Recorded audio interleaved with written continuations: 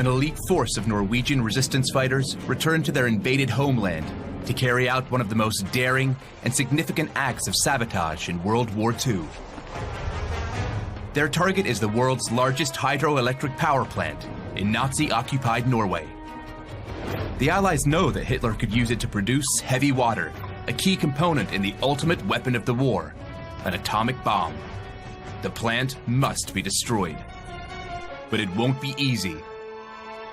In the harshest winter on record, they must survive, strike, then evade capture, crossing 250 miles of enemy territory.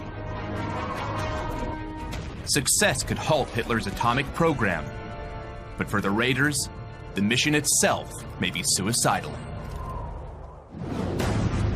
In World War II, some of the most astonishing military raids changed the tide of history. Now, we tell these stories in a way that has never been possible before, using state-of-the-art graphics, expert analysis, live weapon and explosive demos, and first-person accounts from the men who made history. We forensically examine exactly how these actions unfolded, minute by minute. We can now discover whether it was skill, clever tactics, or just luck that carried the day.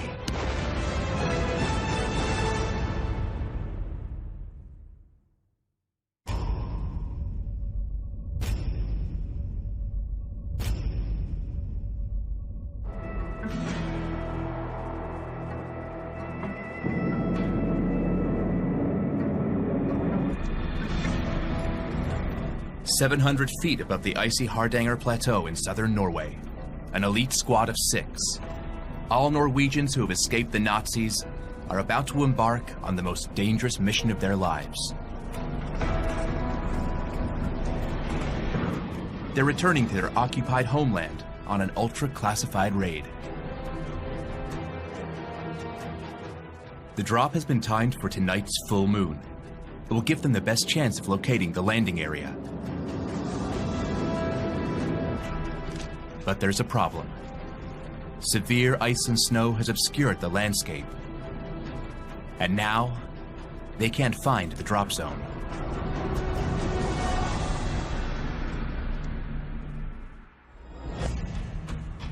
On April 9th, 1940, the Nazis invaded the neutral Scandinavian country of Norway.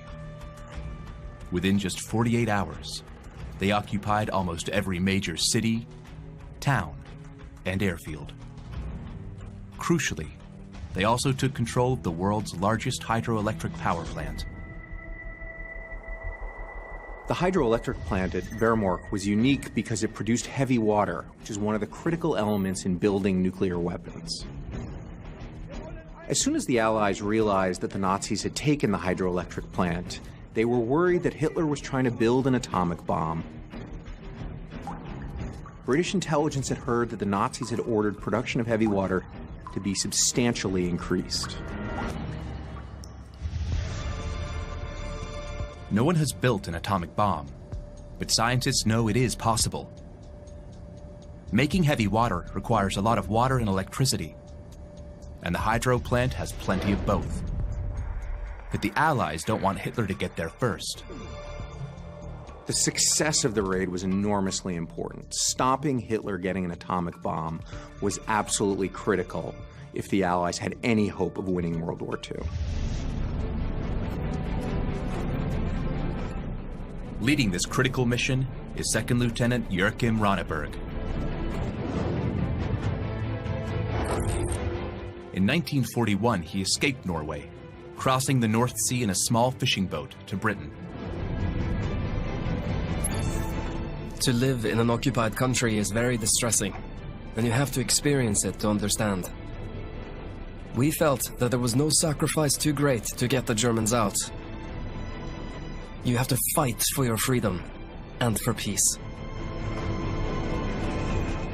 At just 23, he's one of the youngest of the group, selected because of his sabotage and demolition experience. Underneath their snowsuits, Ronneberg and his men may look like an ordinary force, but they're special operatives, armed for secret sabotage. They carry 36 half-pound plastic explosive charges, 10 Mills bombs, commonly known as hand grenades, chloroform to disarm the enemy silently, cyanide in case of capture, wire cutters, Thompson submachine guns, and Colt 45 pistols. The Colt has a 7-round magazine. It's easy to cock and has a simple thumb-operated safety catch. It's a beautifully manufactured weapon.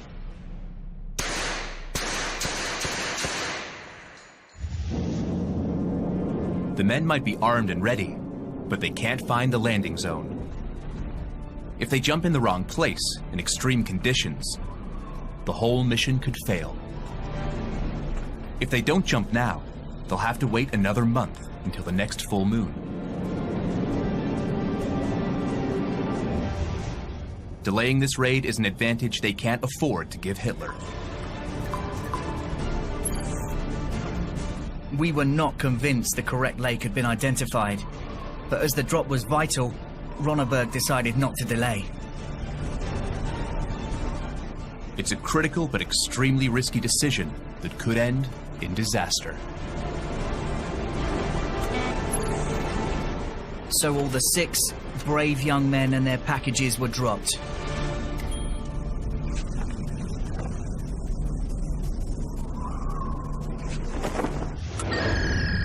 Their drop zone should be near Svensbu, by Lake Saura, 20 miles from the hydro plant.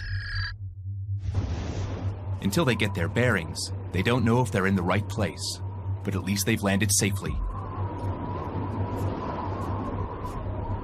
Ronneberg's men aren't alone on this mission. They'll be met by this 4-man advance party who have been living undercover and gathering intelligence on the Veamork hydro plant for the past 5 months. Between them, they intend to put Hitler's heavy water production out of action.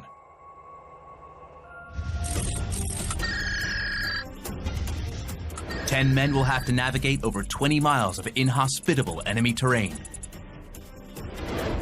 cross a deep icy gorge, and dodge bullets from the heavily armed guards on the bridge. They'll have to avoid 4 machine gun posts and break through the heavily mined perimeter.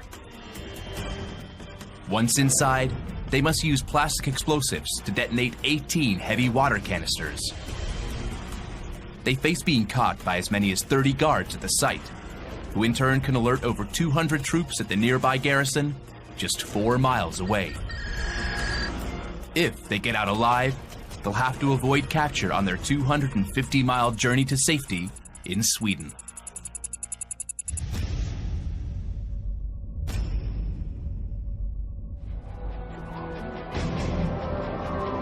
The special operatives hit the ground and spring into action. This might be their homeland, but now it's enemy territory. Nazi soldiers could be anywhere. They must hide all traces of their landing to avoid detection.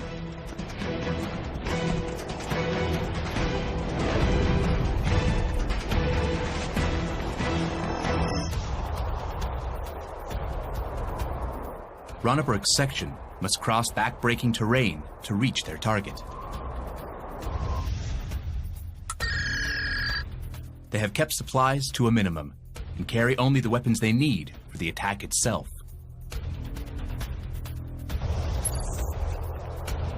We would need the most powerful weapons possible, because we imagined we would have to fight our way into the plant and out again. We chose the Tommy guns and Colt revolvers partly because they used the same ammunition, but also because they were really good stopping weapons. The guns they've chosen are devastating at short range, perfect for the raid, but they won't help them in their trek across the wide open enemy terrain. Any Germans patrolling the area would most likely outgun them. If the Special Forces operatives are seen, they won't stand a chance. The KAR-98 was a German bolt-action Mauser. It was based on a simple World War I design and was the German soldiers' basic weapon. With a bolt action, it fires rounds at a speed of over 2,000 feet per second and is effective up to 800 yards. It has a much longer range and accuracy than anything Ronneberg's men carry.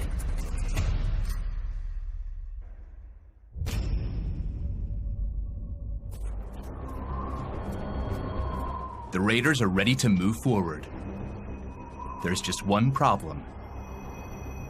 There's no sign of the rendezvous party. They realize they've landed off course. They're near Skrikken, but that is some 18 miles northwest of the intended drop zone in Svensbu. It's the middle of the night, minus 22 degrees Fahrenheit, and the 6 soldiers are stranded deep behind enemy lines. All they can do is press on and hope they don't run into a Nazi patrol.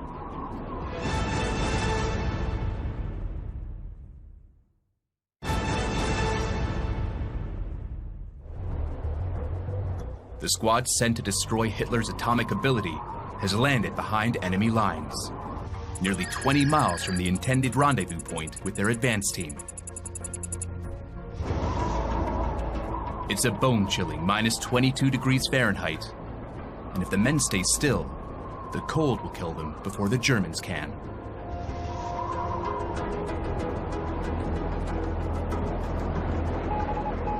In the Svensbu hut, the 4-man advance squad receive radio communication from HQ.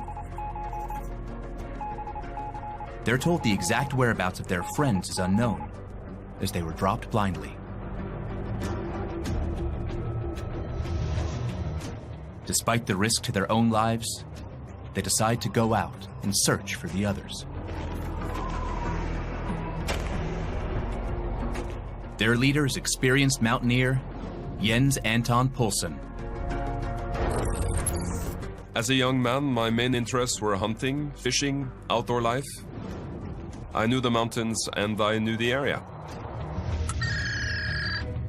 He's from the nearby town of Rjukan, and as a child grew up in the shadow of the target. Poulsen's team have already been here for 5 months, gathering as much intelligence about their target as possible. But he knows all their efforts will be in vain if they can't find the Sabotage party. This mission can only be completed with all 10 men. But Poulsen's men are in Svensbu, nearly 20 miles southeast from the rendezvous party, who've landed in Skrikken.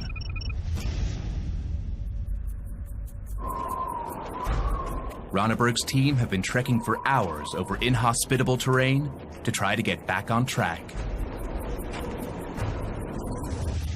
Every man carries a heavy backpack loaded with weapons, explosives, outdoor equipment, and weeks of rations.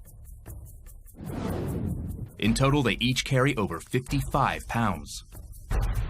But despite the burden of their heavy packs, they must be stealthy.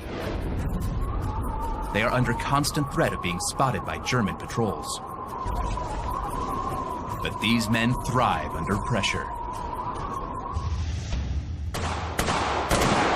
Handpicked to set Europe ablaze, the Special Operations Executive are the best of the best. Volunteers in Winston Churchill's Secret Army. Special Operations Executive was comprised of agents, intended to go behind enemy lines and to cause as much destruction as possible. They had to be trained in disguise, in sabotage, and in special instances, they could be used to target new technologies. SOE was actually recruited internationally. People could be planted back again into their home countries. This meant they would have much better chance of blending in and moving around without being discovered. Ronneberg selected his team for this mission, and he knows that in situations like this, he has the right men by his side. A small elite team means it's easier to infill and achieve an element of surprise without being bumped. However, if they are spotted, they'll be outnumbered, and there's little chance of avoiding capture.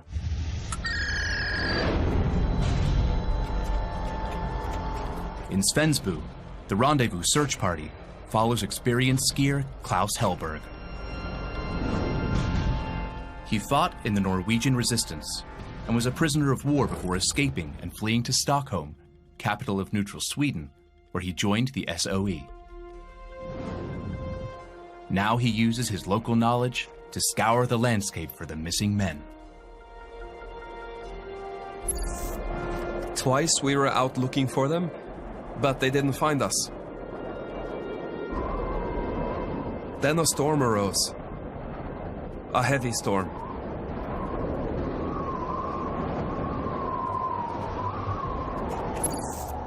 This storm was much worse than any we had experienced so far. It could have been it for them. As the storm hits, the men have to retreat to base. After enduring 5 months in one of the worst winters on record, they are in danger themselves. We had some food left. Not much from our rations. But that was soon empty. And then we had no food. No food at all.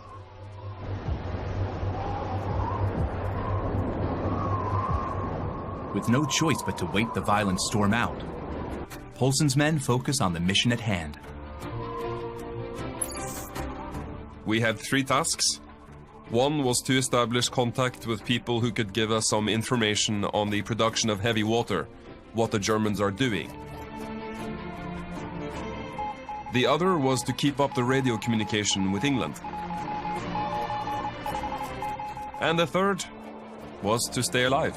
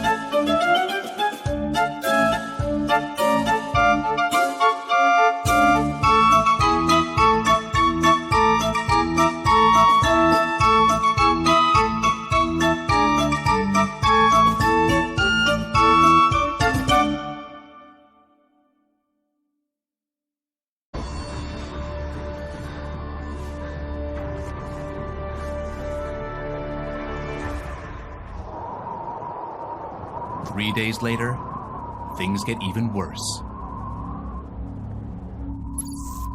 The snowstorm rages with renewed power. Visibility, 0.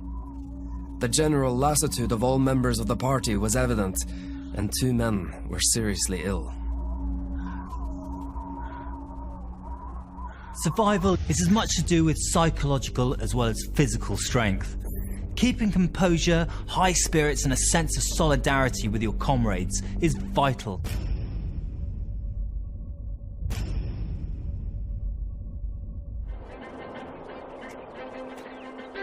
After nearly a week, the storm finally lifts. Ronneberg and his men move east towards the advance party. The exhausted squad trek for hours. They're almost within reach of Svensbu.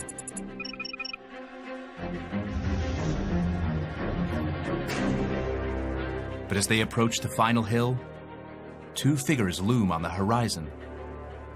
Their white snowsuits make it impossible to tell if they are friend or foe. Quickly taking cover, the team prepares for a firefight with their Thompsons cocked and ready for action. This is the M1 Thompson submachine gun. It's an American gun, designed in World War I as a trench buster. This weapon is a punchy little number. Fires a .45 caliber round. Doesn't necessarily have the range, but in close quarter battles, it'll do the job and put someone down. It's solid and reassuringly heavy. You know you've got a weapon in your hand when you hold this, and it feels right. When you release, it fires well. It's solidly put together, and it's the sort of weapon you'd want with you on the battlefield. But this is no ordinary battlefield. They'll have to choose what to do next. Stay quiet and try not to be spotted, or hope their short-range weapons are enough to win them the firefight.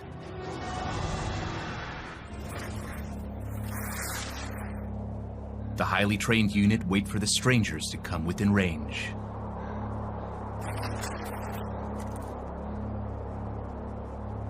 When suddenly, a call rings out. A wild yell told us we were in touch with the reconnaissance party. We didn't expect to meet them there, so we were very surprised to have met our friends. When we saw them, we knew them all. They were friends from training in Scotland, and we hadn't seen other people for weeks, months. And now we were there chatting, talking, laughing. It was a meeting I will never forget. Reunited, the men return to the Svensbu hut. Finally, the advance party gets to enjoy a much-needed meal. They had rations we hadn't tasted for months. We had a good meal that night. It was fun to talk with friends who had news to tell. We had lived alone in the mountains, and the change was welcome.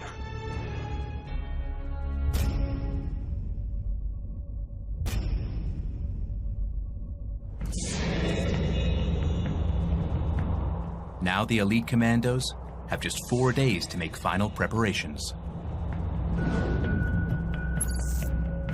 Our chances of being trapped were very great indeed, and so we had a long discussion about our best plan for retreat. We knew that this was going to be serious, and that we might not come through it. For missions like this, you need detailed and intricate knowledge of the target. The best way to get that intel is eyes on the ground. It's very effective, but it's extremely dangerous. Fortunately for the men, there is another member of the team, Einar Skinnerland, willing to risk his life for inside information. Skinnerland was a Norwegian refugee who had fled to England after the Nazis occupied Norway. The SOE grabbed him up, gave him a quick amount of training, and then 11 days after he'd arrived in England, dropped him back in Norway to be an operative at the plant and send back vital information for the raid. I am quite certain there was not one operation during the war with such good information and knowledge of the target as we had on ours. Based on Einar's invaluable intel, the elite force have another advantage. An exact replica of the heavy water room in their HQ. They have tirelessly rehearsed laying the explosives on the model canisters. Each man has also memorized drawings, photographs, and maps of the plant. None of us had been to the plant in our lives, but by the time we left Britain, we knew the layout of it as well as anyone.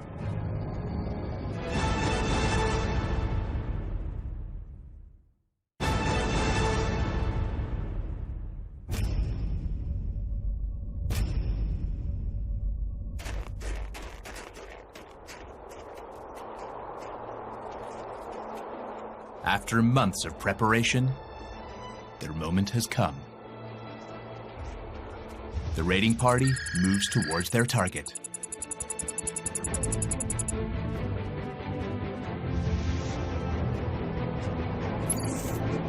It takes some time to get used to the idea that this is probably the last thing you'll do. But that's the difference, I think, between the people in the free world of Britain or America. You were never occupied. We knew what occupation was, and we fought against it. And we fought against it willingly. This is an almost impossible mission, but it is made even more dangerous by the fact that an attempt to destroy the plant has been made before. Operation Gunnerside was actually not the first attempt to sabotage Hitler's nuclear weapons program. The glider assault, codenamed Operation Freshman, failed. The gliders landed in the wrong place, and the British soldiers were actually captured by the Germans. Under Hitler's commando order, all of those British soldiers were executed.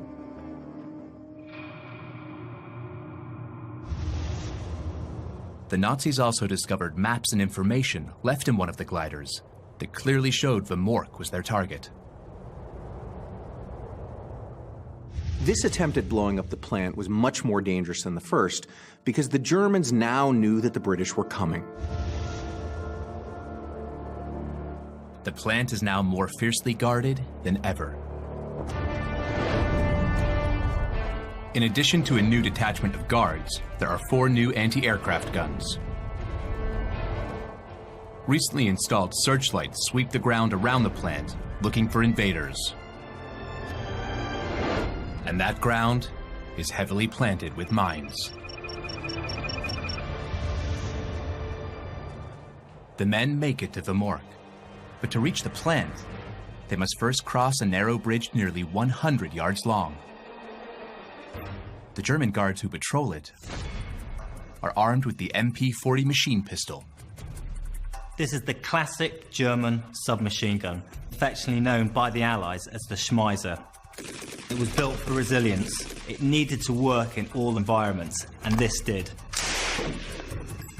The MP-40 fires 30 9mm parabellum rounds.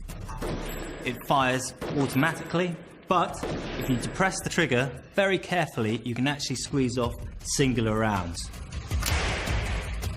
The Allied troops prize this weapon, and they'd take any opportunity to take it off the battlefield and use it for themselves.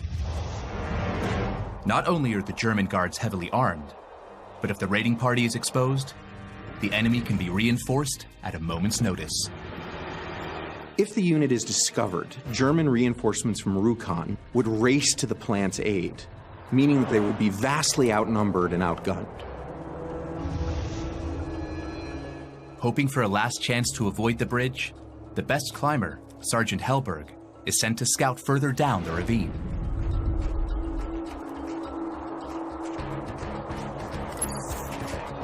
I was rather skeptical. I was afraid it wasn't possible to cross. I ought to have gone, and I remember it well because I had a bad conscience about it. It was a great risk to take.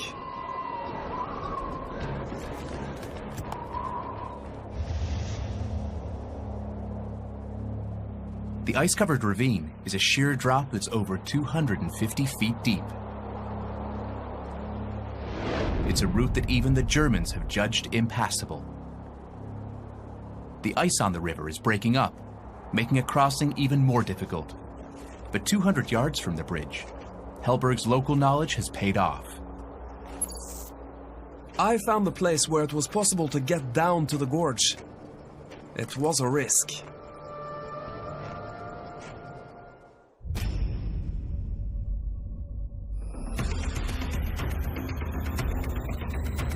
Under the cover of darkness, the raiders decide to attempt the impossible.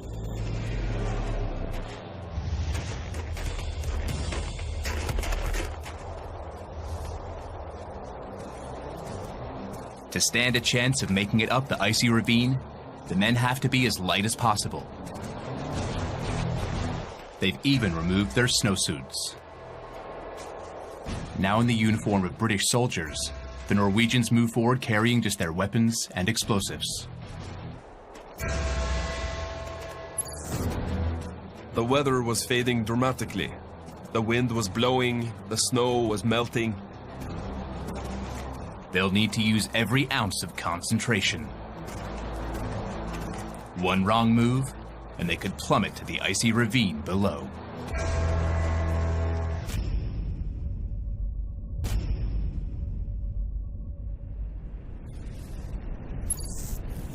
The whole time we heard the humming from the target, hoping that in about 2 hours' time it would be quiet. If we had good luck.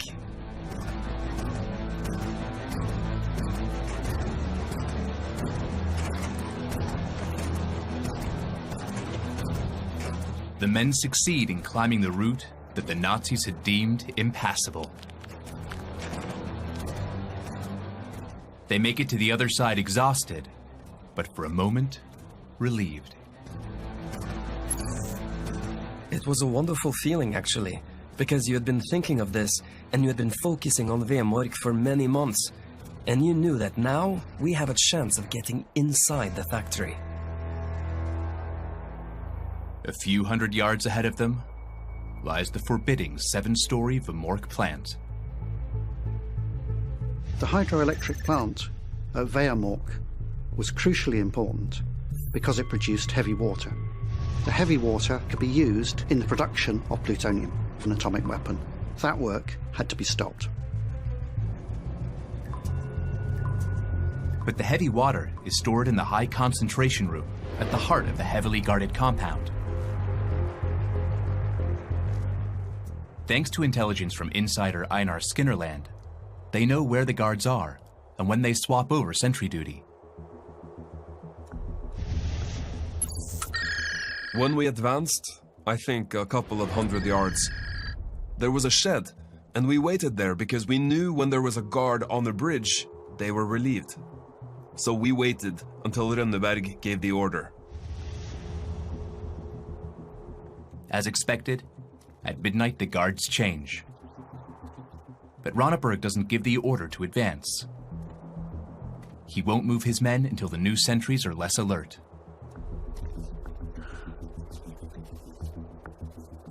So now, it's a waiting game.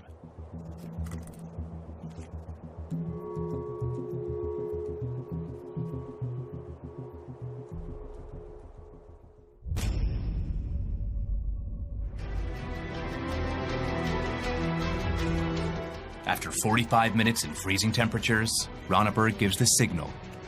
They advance towards their objective. Paulson's covering party takes the lead. It's their job to break in and set up defensive positions inside the plant. The gate leading into the factory area was locked by a chain, but we had a wire cutter. So we could cut off the chain and go into the area just close to the factories.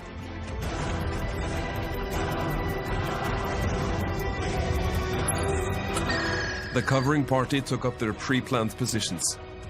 Haukeli and I, for instance, advanced up to, I think, 20 yards from the guard hut. There was something we could hide behind there. They're all carrying chloroform in their pockets to silently overwhelm any guards they might come across. It's essential they remain undetected, and no one gives them away. Between them, they are armed with 5 Tommy guns with 10 magazines, 7 Colt 45s with 40 magazines, 10 hand grenades, and 2 separate sets of explosive charges and fuses. The weapons they've chosen are all short range, so if they come up against an enemy with heavy weapons, they'll have little chance of winning a firefight. With their covering party in place, the 4-man explosives team advanced towards the basement, where the heavy water cells are positioned. But when leader Rønneberg reaches the basement, he's stopped in his tracks. We tried first the door in the cellar, then the next door on the first floor, down again to the cellar door.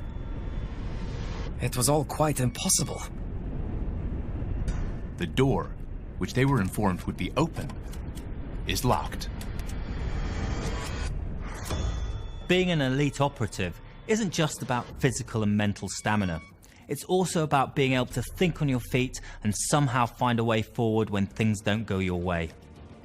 In these situations, that sense of initiative and never say die attitude can be the difference between success and failure.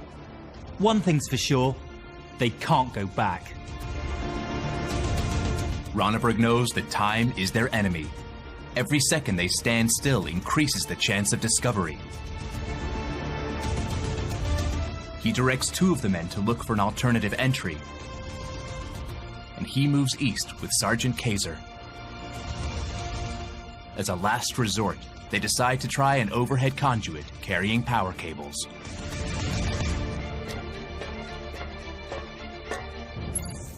We crept in on this tunnel, And having come halfway in, it got very, very narrow, and there was no chance of turning around.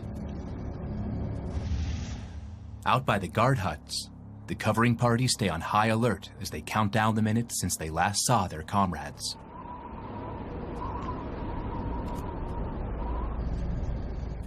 In the conduit, Ronneberg and Kaiser are approaching their target, the high concentration room where the heavy water canisters are kept. We came to the opening and looked through the window and saw a Norwegian workman. He was reading the instruments and writing the log. They can't risk being spotted, but they must press on with the operation. We managed to get down and open the door and said, "Hands up!" They are in the plant, but the rest of the team are not there. The other group have difficulty finding the entrance for the tunnel, so Ronneberg and his men begin laying out the charges themselves. They are using plastic explosive. It's the perfect material for the job. In the heavy water chamber, Ronneberg and Kaiser are halfway through laying out the charges when they're disturbed. The window out to the yard suddenly broke, and I saw my covering man pointing his gun immediately at the window. Ronneberg's luck may have just run out.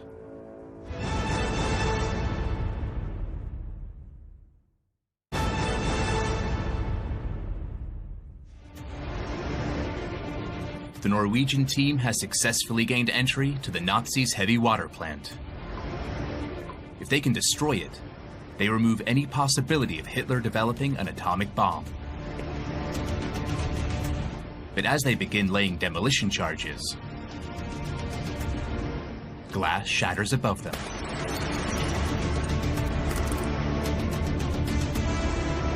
Fortunately, it's just the other members of the explosives party breaking a window to get to them. The question now is, did the sound of breaking glass alert the Germans? In a drastic move, Ronneberg decides to shorten the fuses by 3/4. When we made up the ignition sets, we should have had 2-minute delays, but we decided to put 30-second fuses on so that we could hear the bang as soon as possible and be certain that we had done the job. But this gives them less time to get out. Taking a personal risk to ensure a mission is completed takes strong leadership. In these situations, that sense of initiative and never say die attitude can be the difference between success and failure. The raiders have just 30 seconds to get out of the basement and out of the path of the explosion.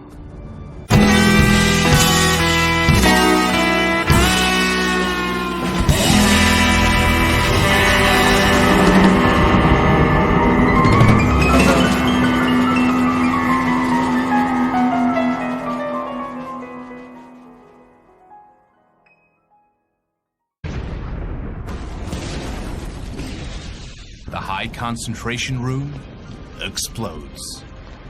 1.5 tons of heavy water floods out.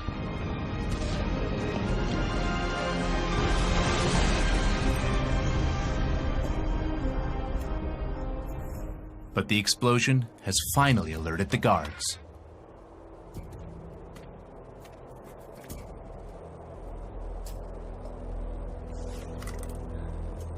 The mission target may have been reached, but getting out alive is another story. Paulson has the guard in his sights, but he knows he's not there to kill Germans. His restraint saves the group. The guard walks back to his hut, and no one else is alerted. Ronneberg deliberately leaves a gun, tools, and papers behind. To avoid reprisals, he wants the Germans to think that this was a British job. the elite force makes a rapid exit. We climbed down the same way, down to the riverbed. It was very steep, but we went very quickly. The snow had blown away, and the ground was frozen, so we left no marks at all. The men make it over the ravine just as the Nazis discover the destroyed heavy water chamber. As they look back towards the plant, they can't believe their luck. There were soldiers down there. They were on their way to Vemork to take us, of course. We followed a parallel road to the main road, and the whole time we could look down on the road below and see all the traffic. Over 200 German soldiers are deployed from a nearby garrison to scour the landscape. The intrepid saboteurs disappear without a trace into the tundra. Against the odds, they have negotiated some of the most inhospitable terrain, stopped Hitler's atomic weapons program in its tracks, evaded capture, and made it to safety. Half of the team dissolve under cover, while the rest make a dash for Sweden, 250 miles away. Now we came to neutral Sweden, and I remember we were sort of pinching each other to be quite certain that we were not dreaming. The success of the mission is a classic example of the element of surprise and doing something audacious and unexpected. Reconnaissance party leader Jens Anton Poulsen returned to Norway, where he trained hundreds for the home forces. He was awarded the Distinguished Service Order for his crucial part in the mission.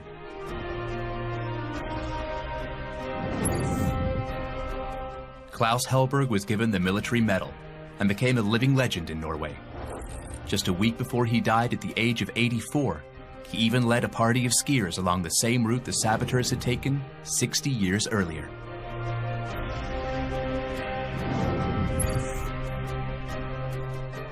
Sabotage leader Joachim Ronneberg continued to carry out attacks on vital German installations. After the war, he became a broadcaster known as the Voice of Norway. He was also awarded the Distinguished Conduct Medal.